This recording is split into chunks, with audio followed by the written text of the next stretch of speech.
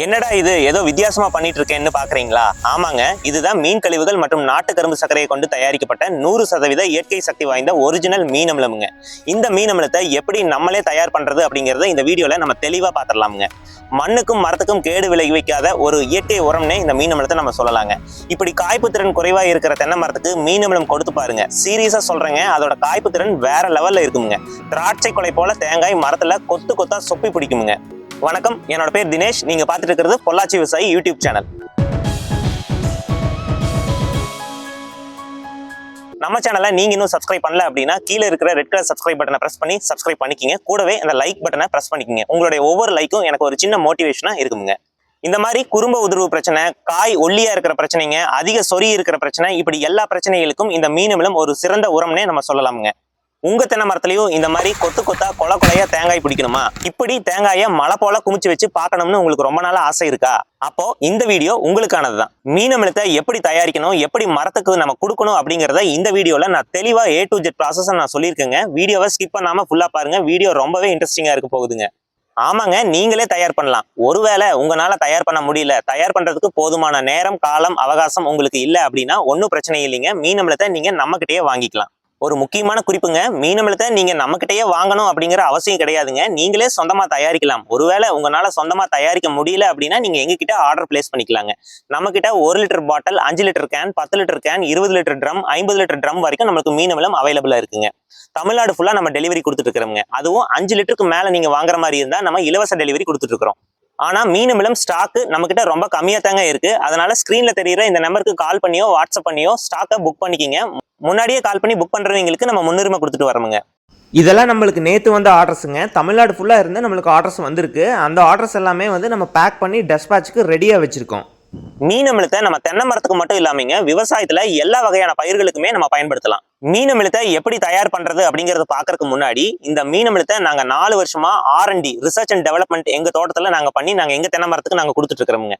இந்த மீன் அமிலம் கொடுத்ததால எங்களுடைய தென்னந்தோப்புல தென்னை மரத்துக்கு என்ன வகையான மாற்றங்கள் ஏற்பட்டிருக்குது, ஒரு கொலையில எத்தனை காய் பிடிக்குது, ஒரு வெட்டுக்கு எத்தனை கொலை நம்ம தேங்காய் வெட்டுறோம் அப்படிங்கறது லைவா இந்த வீடியோல நான் உங்களுக்காக காட்ட போறேன். எந்த ஒரு ஒளிவு மறைவும் இல்லாம டைரக்டா லைவா நான் காட்ட போறேன். நான் ஆல்ரெடி சொன்ன மாதிரிங்க, நாங்க தொடர்ந்து 4 வருஷமா இந்த மீன் அமிலத்தை எங்க தோட்டத்துக்கு நாங்க பயன்படுத்திட்டு வர்றோம்.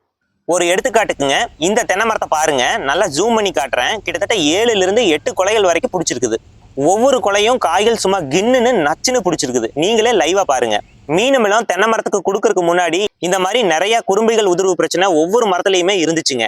ஆனா மீன் அமிலம் கொடுத்ததுக்கு அப்புறம் அந்த பிரச்சனை எதுவுமே இல்லைங்க. அப்படியே ஃபுல்லா கண்ட்ரோல் ஆயிடுச்சு. இன்னைக்கு தான் எங்க தோட்டத்துல தேங்காய் போடுறதுக்கு வந்திருக்காங்க. அதனாலதான் அந்த தேங்காய் போடையில ஒவ்வொரு மரத்துலயும் எவ்வளவு தென்னங்குலை வெட்டுறாங்க, ஒவ்வொரு கொலையிலையும் எவ்வளவு நாங்க காய் இறக்குறோம் அப்படிங்கறத ஒரு லைவா உங்களுக்கு காட்டிடலாம் அப்படின்ட்டு தான் இந்த வீடியோ நான் ஷூட் பண்ணியிருக்கேன். சரி, லைவா பாத்துடலாம் வாங்க. ஒரு எடுத்துக்காட்டுக்காகங்க, எங்க தோப்புல இந்த தென்னை மரத்துல இப்ப காய் போட்டிருக்காங்க. இந்த கீழே கிடக்கிற காய் எல்லாமே இந்த ஒரே மரத்தோட காய் தாங்க. ஆமாங்க, கிட்டத்தட்ட 3 கொலை வெட்டி இருக்காங்க. தோராயமா ஒவ்வொரு கொலையிலையும் 20 காய் வரைக்கும் பிடிச்சிருக்குதுங்க. அப்போ இந்த மரத்துல மட்டும் கிட்டத்தட்ட 60 காய் வரைக்கும் நம்மளுக்கு இது பலன் கொடுத்துருக்கு. அதுவும் ஒவ்வொரு காயும் நல்லா அவுட்டன் வந்திருக்குங்க. நீங்களே வீடியோல பார்க்கலாம். அதே போல அடுத்த மரத்தை பார்த்தோம் அப்படின்னா கிட்டத்தட்ட 3 கொலை வெட்டி இருக்காங்க. தோராயமா 45 காய் இந்த மரத்துல இருந்து மட்டும் நம்மளுக்கு பலன் கொடுத்துருக்கு. அடுத்ததா இந்த மரத்தை பாருங்க. இந்த மரத்துல 2 கொலை தான் வெட்டி இருக்காங்க. தோராயமா 60 காய் கிட்ட கீழே கிடக்குதுங்க. அப்போ ஒரு கொலையில கிட்டத்தட்ட 30 காய் வரைக்கும் நம்மளுக்கு பலன் கொடுத்துருக்கு. இப்போ நீங்க வீடியோல பாத்துட்டு இருக்கீங்க இல்லைங்களா, இந்த தேங்காய் கும்மி மலை போல குமிச்சிருக்காங்க இல்லைங்களா, இந்த காய்கள் எல்லாமே உங்க கண்ணுக்கு முன்னாடி தெரியுற இந்த 2 வயல்ல இருந்து இருக்கிற மரத்துல போடப்பட்ட தேங்காய் தாங்க. இந்த 2 வயல்ல தோராயமா என்னுடைய கணிப்பு பிரகாரம் ஒரு 50 இருந்து 60 மரங்கள் தான் இருக்குங்க. இந்த 50 இருந்து 60 மரங்கள்லயே கிட்டத்தட்ட 3000 தேங்காய்கள் பறிக்கப்பட்டிருக்குதுங்க. 50 to 60 மரத்திலேயே கிட்டத்தட்ட 3000 தேங்காய் நம்மளுக்கு பலன் கொடுத்துருக்கு அப்படின்னா அதுக்கு முக்கியமான காரணம் வேற எதுவும் இல்லைங்க, மீன் அமிலம் மட்டும்தான். உங்களுக்கெல்லாம் ஒரு சந்தேகம் வரலாம், எப்படிடா மற்ற விவசாயிகள் எல்லாமே கொலை கொலையா தேங்காய் வெட்டுறாங்க, கொத்து கொத்தா அவங்களுடைய மரத்துலயும் மட்டும் தேங்காய் பிடிக்குது, அதுக்கான ரகசியம் என்ன அப்படின்ட்டு நீங்களும் என்ன போல நிறைய ஆராய்ச்சி பண்ணியிருப்பீங்க. அதுக்கு முக்கியமான காரணமே இந்த மீன் அமிலம் தான். ஆமாங்க, நிறைய விவசாயிகள் அவங்களுடைய தோட்டத்துல சைலண்டா இந்த மீன் அமிலம் உரத்தை கொடுத்துட்டு போயிருவாங்க, வெளியே தெரியாது. ஆனா நம்ம அப்படி கிடையாதுங்க. நம்ம கிட்டத்தட்ட 4 வருஷமா நம்ம தோட்டத்துல R&D research and development make பண்ணிங்க நம்ம தென்னை மரத்துக்கு கொடுத்து ஒரு நல்ல பலன் கிடைச்சிருக்குங்காட்டி தான் நம்ம ஒரு வீடியோவா ஷூட் பண்ணி மீன் அமிலத்தை நம்ம ப்ரமோட் பண்ணிட்டு இருக்கிறோம் விவசாயிகளுக்கு. சரி, ரொம்ப பேச விரும்பல. மீன் அமிலத்தை எப்படி நம்ம தயார் பண்றது அப்படிங்கறத குயிக்கா பாத்திரலாம். மீன் அமிலம் தயார் பண்றதுக்கு ஒரு எம்டி பேரல் இந்த மாதிரி எடுத்துக்குங்க. அதுக்கு அடுத்தது மீன் கழிவுகள் நம்மளுக்கு பிரதானமா தேவைப்படுங்க. அதாவது மீனோட குடல் பகுதி, முள்ளு பகுதி இந்த மாதிரி எல்லாம் நீங்க சேகரிச்சு வச்சுக்கலாம். அதுக்கு அடுத்தது நாட்டு கரும்பு சக்கரை நம்மளுக்கு தேவைப்படும். அதுக்கு அடுத்தது ஒரு 1 கிலோல இருந்து 2 கிலோ பேரிச்சம்பழம் நம்மளுக்கு தேவைப்படுங்க. கடைசியா நல்ல கனிஞ்ச வாழைப்பழம் நம்மளுக்கு தேவைப்படும். அது ஒரு 2 சீப்பு நீங்க எடுத்துக்கலாம். இப்ப நான் சொன்ன இந்த மூலப்பொருட்கள் எல்லாத்தையும் நம்ம ஒரே டைம்ல இந்த பேரல்ல போடக்கூடாதுங்க. நிறைய விவசாயிகள் பண்ற தப்பு இதுதான். அப்படி நம்ம பண்ணக்கூடாதுங்க. எல்லாமே அடுக்கடுக்கா லேயர் பை லேயரா போடணும். சரி, நான் ஒரு எடுத்துக்காட்டுக்காக இந்த எம்டி பேரல்ல நான் முதல்ல ஒரு 10 கிலோ மீன் கழிவுகள் வந்து நான் போடுறேங்க. அதுக்கு அடுத்தது நம்ம எந்த அளவுக்கு மீன் கழிவுகள் எடுத்துக்கிறோமோ அதுக்கு ஈக்குவல் ரேஷியோல நம்ம நாட்டு கரும்பு சக்கரை நம்ம சேர்த்திக்கணும். 10 கிலோ மீன் கழிவுகள் எடுத்தங்காட்டி நான் 10 கிலோ நாட்டு கரும்பு சக்கரை சேர்த்திக்கிறேன். அதுக்கு அடுத்தது பேரிச்சம்பழம் ஒரு 1 கிலோ இல்ல அதிகபட்சம் 2 கிலோ நீங்க வந்து போடலாம். அதுக்கு அடுத்ததான் நல்லா கனிஞ்ச வாழைப்பழம், அது எந்த ரகமா இருந்தாலும் சரிங்க, அந்த வாழைப்பழத்தை நல்லா மசிச்சு பிணைஞ்சு இந்த மாதிரி உள்ள போட்டு விட்டுருங்க. வாழைப்பழத்தோட தோலையும் நீங்க உள்ள போட்டுடலாம். இதுதாங்க ப்ராசஸ். அடுக்கடுக்கா லேயர் பை லேயரா அடுத்தது மீன் கழிவுகள், நாட்டுக்கரும்பு சக்கரை, பேரிச்சம்பழம், வாழைப்பழம் இப்படி அடுக்கடுக்கா நீங்க போட்டுடலாம். ட்ரம்குள்ள நீங்க மூலப்பொருட்கள் எல்லாம் போட்டதுக்கு பின்னாடி ட்ரம்மோட கார்க்க நல்லா காத்து போகாத அளவுக்கு நல்லா டைட்டா போட்டு மூடி வச்சிருங்க. அடுத்ததான் மிக முக்கியமுங்க, 7 நாளைக்கு ஒருக்கா இந்த கார்க்கை நீங்க ஓபன் பண்ணி விடணும். எதுக்காக ஓபன் பண்ணி விடணும் அப்படின்னா, உள்ளுக்குள்ள வாயு அதாவது கேஸ் வந்து ஃபார்ம் ஆயிருக்குங்க. நம்ம இந்த கார்க்கை ஓபன் பண்ணி விட்டோம் அப்படின்னா அந்த வாயு எல்லாமே மேல போயிருங்க. வாயு மேல போனதுக்கு பின்னாடி இந்த கழிவுகளை ஒரு குச்சியை வச்சு இந்த மாதிரி நல்லா கலக்கி விட்டுக்குங்க. கலக்கி விட்டுட்டு அதே போல இந்த கார்க்கை நல்லா டைட்டா இந்த மாதிரி போட்டு மூடி வச்சிருங்க.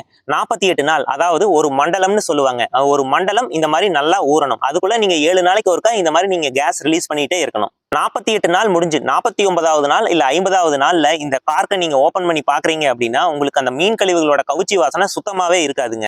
உங்களுக்கு என்ன மாதிரி ஒரு வாசனை இருக்கும் அப்படின்னா பஞ்சாமிர்தம், அதாவது அபிஷேக ஸ்மெல் இருக்கு இல்லைங்களா? சோ அந்த பஞ்சாமிர்த ஸ்மெல் தான் உங்களுக்கு இதுல இருந்து வரும். ஸோ இந்த மாதிரி ஒரு பஞ்சாமிர்த ஸ்மெல் உங்களுக்கு வருது அப்படின்னா இது ஒரு மேம்படுத்தப்பட்ட மீன் அமிலம் நம்மளுக்கு கிடைச்சிருக்கு அப்படின்னு நம்ம கன்ஃபார்ம் பண்ணிக்கலாம்.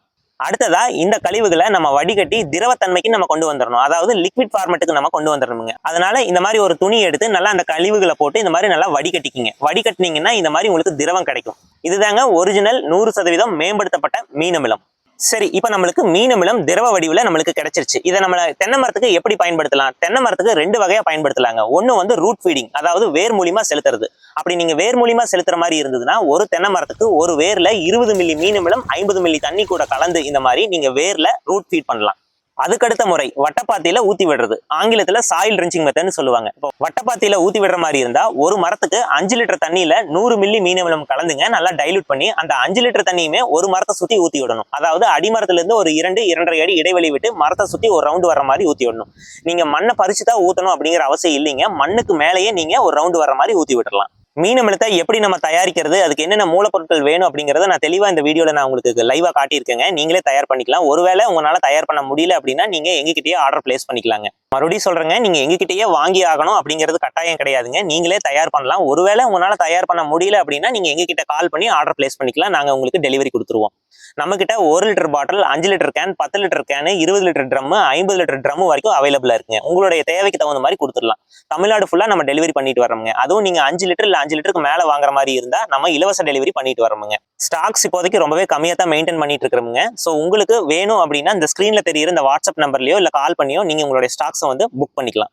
மீன் அமிலத்தை பொறுத்த வரைக்கும் ஊட்டச்சத்துக்கள், நுண்ணூட்டச்சத்துக்கள் ரெண்டுமே அதிக அளவுல இருக்குங்க. நைட்ரஜன் அதாவது தலசத்துன்னு சொல்லுவோம் இல்லைங்களா, பாஸ்பரஸ், பொட்டாசியம் இதெல்லாமே வந்து ஊட்டச்சத்தா செயல்படுது. அடுத்ததா அயன், மேங்கனீஸ், ஜிங்க் அதாவது துத்தநாகம், அப்புறம் போரான் இதெல்லாமே வந்து நுண்ணூட்ட சத்தா செயல்படுதுங்க. ஒரு கெமிக்கல் ஃபெர்டிலைசர், ஆர்டிபிஷியல் ஃபெர்டிலைசர்ல இருக்கிற பாதி சத்துக்கள் வந்து இந்த மீன் அமிலத்திலேயே இயற்கை உரமா நம்மளுக்கு கிடைக்குதுங்க. இந்த இயற்கையான மீன் அமிலத்தை பயன்படுத்துறதுனால நம்மளுடைய மண்ணுக்கும் பிரச்சனை இல்லை, நம்மளுடைய தென்னை மரத்துக்கும் பிரச்சனை இல்லைங்க. தென்னை மரத்து மூலியமா விளையிற தேங்காயை நம்ம சாப்பிடுறோம் இல்லைங்களா, நம்மளுக்கும் பிரச்சனை இல்லை. இந்த வீடியோ மூலியமா என்னுடைய ஒரு சின்ன வேண்டுகோளுங்க, நம்ம எல்லாருமே இயற்கை உரத்தை ஊக்குவிப்போமுங்க, இயற்கையை நேசிப்போமுங்க. வாழ்க விவசாயி, வளர்க விவசாயம்.